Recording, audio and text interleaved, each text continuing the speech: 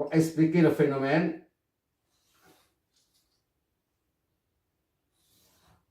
Voilà. Ça, c'est le courant et la tension.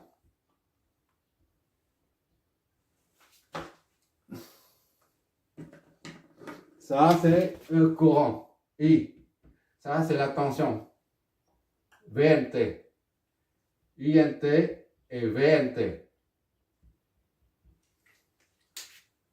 De là, on a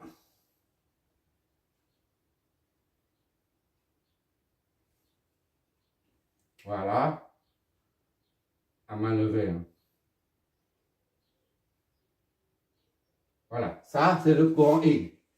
Et après, de 0 à 2, on a 25 volts pour la tension. Ça, c'est 10.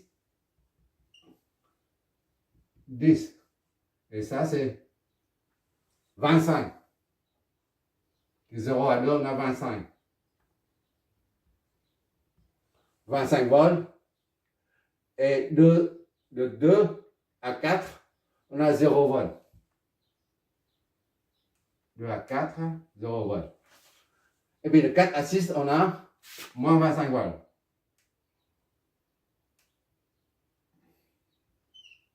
Voilà. D'accord? Ça, c'est par symétrie. On utilise ça seulement, d'accord? Ça, c'est moins 25. Voilà. Toujours, j'espère. Ah, je suis à la limite. Bon. Là, on va expliquer le graphe. Lorsque le courant varie, on a dit, pour une bobine, il faut que le champ magnétique, le courant passe, il y a une variation du champ magnétique. D'accord? Et à partir de là, ça induit un courant, une tension, qu'on appelle tension induite, VNT.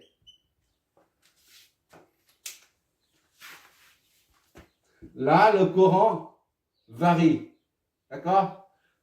Et il y a une tension. 25 volts. Il faut toujours, j'espère. Ok, c'est toujours. Là, le courant varie, là. C'est pour ça, le champ, le champ va induire une tension au bornes de la bobine. La preuve, on a 25 volts. D'accord? De 0 à 2, 4, 6. Pourquoi c'est constante comme ça? Parce que le courant, le taux de variation du courant est toujours constant. Le taux ici, là, le taux de variation, là, c'est le coefficient directeur, ce qui est 5000. D'accord? Le taux de variation du courant est constant. C'est la raison pour laquelle on a une tension constante. Supposons que entre 0 et 2, tantôt A est égal à 5000, tantôt A est égal à 1000. Dans ce cas-là, on n'a pas cette forme-là. On aura plutôt comme ça. Qui descend comme ça. Quelque chose qui bouge, peu importe. D'accord? Mais la tension ne sera pas 25 volts tout le temps entre 0 et 2. Le fait qu'on trouve une tension constante, c'est que ceci est dû au coefficient directeur, c'est-à-dire au taux de variation du courant qui reste constante, 5000. D'accord? Et lorsque le courant devient constant entre 2 et 4 millisecondes, et c'est ça, millisecondes, entre 2 et 4, le courant est constant. À ce moment-là, il n'y a plus de variation du flux, du champ magnétique. Le champ magnétique, là, existe toujours, mais ne varie pas. D'accord? Il suffit d'un conducteur, un courant qui passe dedans, ça génère, ça induit un champ. Ça génère un champ. D'accord? Et si le courant est constant, il n'y a pas de tension induite. Pour qu'il y ait une tension induite, là, il faut que le courant varie. C'est-à-dire le champ varie.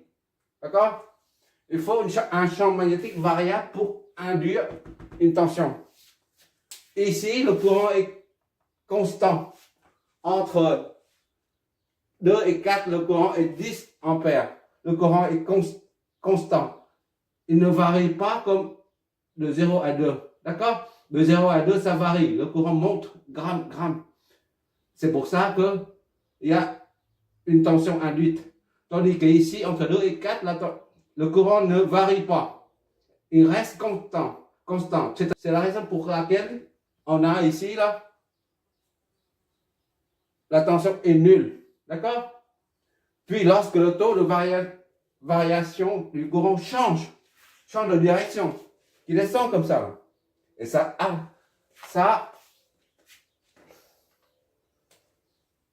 donne le sens contraire. Tout à l'heure, c'était plus, moins. Maintenant, ça donne moins et plus. La polarité aux bornes de la bobine sera intervertie. C'est tout. C'est la raison pour laquelle on trouve moins. D'accord? Le courant n'a pas besoin de changer de sens, direction et sens. Direction et sens, deux choses différentes. Vu que le courant ne change pas ici le courant ne change pas de direction, puisqu'il ne descend pas sous l'axe OT. Il est toujours positif. D'accord? Positif. Mais la tension, elle, tantôt positive, tantôt négative. Tout simplement, ceci est dû aux variations, au taux de variation du courant. Ça varie différemment.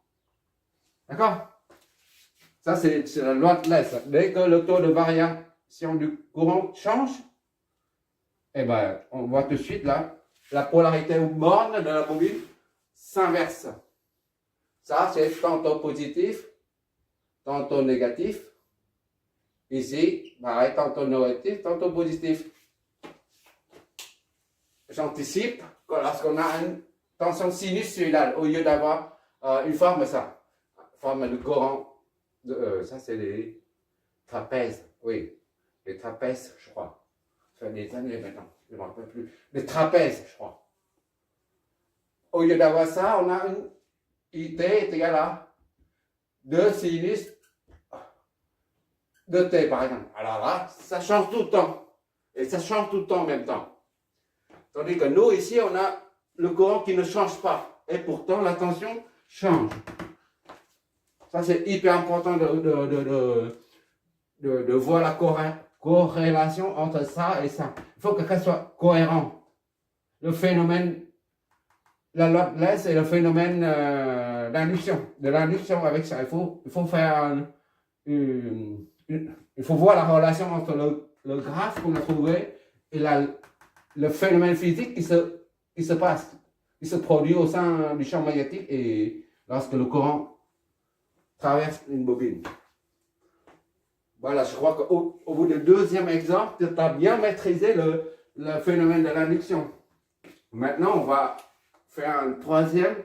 Le troisième permet d'exploiter la continuité. Pour un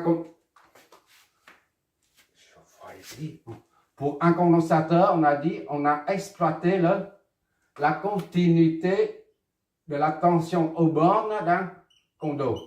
D'accord? La continuité de ça. Continuité. D'accord? De la tension au bord d'un condo. Et pour une inductance,